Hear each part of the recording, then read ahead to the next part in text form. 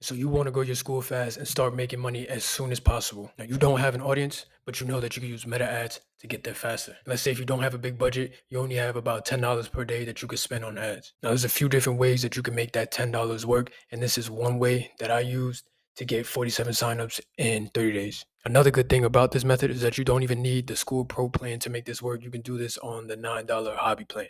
So let me break down the numbers. My cost to get a new member is $15. The price for someone to join the community is $9. So initially, that's a loss. But if your retention is even halfway decent, then by month two, that person would have paid you $18. And now everything after this is profit. Also, one out of the three members that paid $9 per month upgrade to the premium tier, which is $34 per month. So the numbers end up making sense. So the first thing I did is create a free thing to give away to the market. And in my case, it was a checklist. So now once someone clicks on the ad, they go to this landing page where they give me their email address. As soon as they submit that, they come to this page where they have the opportunity to join the community. Now it's costing me $2.50 to get someone to give me their email address. And one out of six people that see this page end up joining the community. And that's how on average it's costing me $15 to get someone to pay me $9 to join the group. So now with this process, I'm able to build out my email list, and I have my list segmented into two groups. So it's people that are not members of the group. I have 191 people now that signed up for the lead magnet but did not join the group.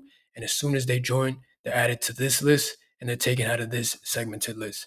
So of course the point is to get as many of these into the community as possible. And we just hit this over time with things like case studies, tips, wins, behind the scenes of posts or whatever you're building inside your Skool community, special deals, and so on. So now what I really like about building the list this way and having that segmentation in place is that I'm not spamming my existing members, because the existing members of my group, they're already getting direct access to me.